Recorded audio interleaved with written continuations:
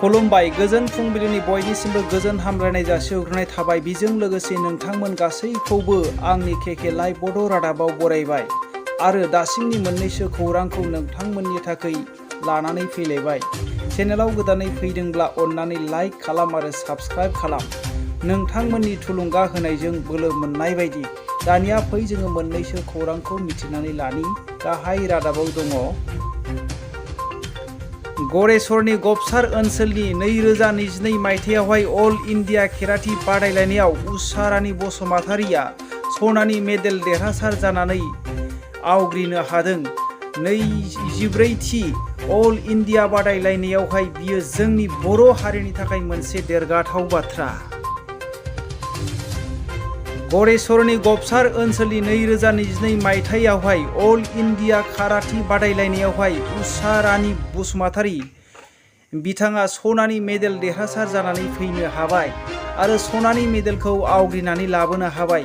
2022 मायथाइनि 24थि अल इन्डिया बादायलायनायाव देरहासार जानानै बियो जोंनि बर' हारिनि थाखाय मोनसे देरगाथाव बाथ्रा। सासे एसामिस हारसा बुरैया बर' हारिखौ सोंखारिनाय बाथ्राजों बुंदों। बेनि बुंनाय बाथ्राया दिनै फेसबुक, इउटुब, इन्स्टाग्राम गासैयावबो भाइराल जागासिनो दङ। बुरैया बेबायदि बुंदों, बर'फोरा आसामनि नङा, दिनैहाय आसामिसफोर अननायावसो बर'फोरा आसामाव दङ होननानै फोरमायदों। आबसुआ गुन्दासो, बर' हारिया गुन्दासो होननानै बुरैया दिनै खौरांगिरिफोरनि सिगाङाव बुंनाया दिनैहाय गासै इउटुब, फेसबुक, इन्स्टाग्रामाव भाइराल जागासिनो दङ। बेयो जोंनि बर' हारिनि थाखाय मोनसे दुखुनांथाव बाथ्रा। बेखौ दा बर' हारिनि माखासे दैदेनगिरिफ्रा मा खालामो उनावसो जोङो मिथिनो मोनसिगोन। जोङो साननैसो सिगां मिथिनो मोनदों भारतनि गाहाय मन्त्रि नरेन्द्र मदिखौ सोंखारिनायनि जाहोनाव गुजरातनि एमएलए जिग्नेश मेवानीखौ एरेस्ट खालामनानै जोंनि क'क्राझार जेलावहाय लाबोनाय जादोंमोन। बेखौबो राहा लानांगौ होननानै जोङो दाबि दैखाङो। उदालगुरि जिल्लानि भैरबकुन्द ओनसोलनि आंगाजुलि गामिनि गणेश बसुमतारिनि अनजालि बिसि सानस्रि बसुमतारिया 25 मेनिफ्रायनो गोमानानै दङ। असे फिसाय थासेयावबो गारनानै सासे हारसा हौवाजों खारनो नागिरदों होननानै मिथिनो मोननाय जायो। मिथिनो मोननाय बायदिब्ला न'खरनि मानसिफ्रा सन्देह खालामदों गुवाहाटीनि आइएसबिटियावहाय दंहैयो होननानै। सन्देहआव सासे बाङालि हौवाजों खारगोन दिपुल राय होननायजों न'खरनि सुबुंफ्रा फोरमायदों। बिनिखायनो न'खरनि सुबुङा दिनै हालाय हाफाय मोनफिनब्ला हामगौ होननानै फोरमायदों। लोगोसे सासे उन्दै गथ' 2 बोसोर 3 दाननि गथ'बो दंफायो। बिनिखायनो न'खरनि सुबुंफ्रा सोरबाफोर नुयोब्ला स्क्रिनाव होनाय मबाइल नाम्बाराव खिन्थाहरनो थाखाय खावलायहरदों। मुसलपुर गरेसर ब्लक अफिसाव सरकारि हाबा मावबाय थानाय समावहाय इउनिस आलीया 60 लाखनिबो बारा केलेंकारि खालामनाय जाथायावहाय प्रुफ मोननायावहाय इउनिस आलीखौहाय मुसलपुर पुलिसआ कामरुप बायहाथा सारियालिनिफ्राय खानाय जाबाय। गोख्रों नायबिजिरनायाव बेखौहाय दाय मोननाय जादों होननानै मिथिनो मोननाय जायो।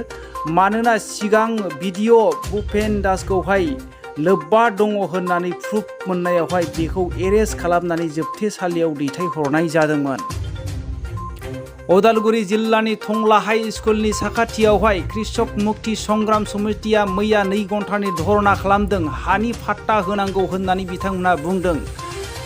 कृषक संघनि आफादगिरि दीपक शर्मा आफादगिरि बिथाङा बेबायदि बुंदों, बिटिसि सुक्तिजों गासै हा गैयैफोरनो हा होनायनि मोन्थाय दङमोन। नाथाय बेखौबो दिनै हाग्रामा सरकारा 17 बोसोर हाबा मावबोदोंब्लाबो दिनै बिथाङा मावबोआखै आरो दिनैहाय गोदै गोदै बाथ्राजों प्रमद बर' बिथाङाबो गासै सुबुंफोरनो बेबायदि जेंनाफोरखौ सुस्रांनो होननानै सरकाराव फैबाय। दासिमबो बिथाङा 1.5 बोसोर जाबोबाय मावनायनि हाबाफारिखौनो दासिमबो लायाखै होननानै बिथाङा बुंदों।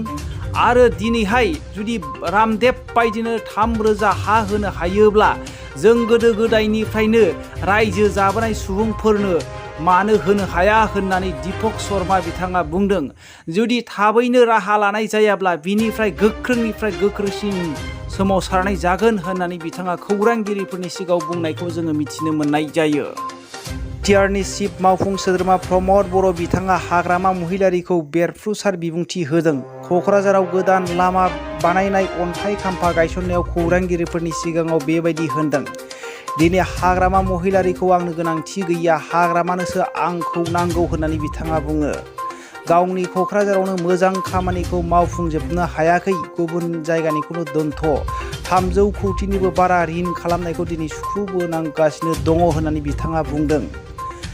बबे गणतान्त्रिक देशआव नुवा गावनि लामा बानायनायाव सोरबा थाबायनो मोनै, सोरबा बिजेपि बानायनायाव कंग्रेस थाबायनो मोनै, सोरबा कंग्रेस बानायनायावहाय बिजेपि थाबायनो मोनै, बेबायदि गणतान्त्रिक देशआव माब्लाबाबो नुनो मोना होननानै बिथाङा बुंदों।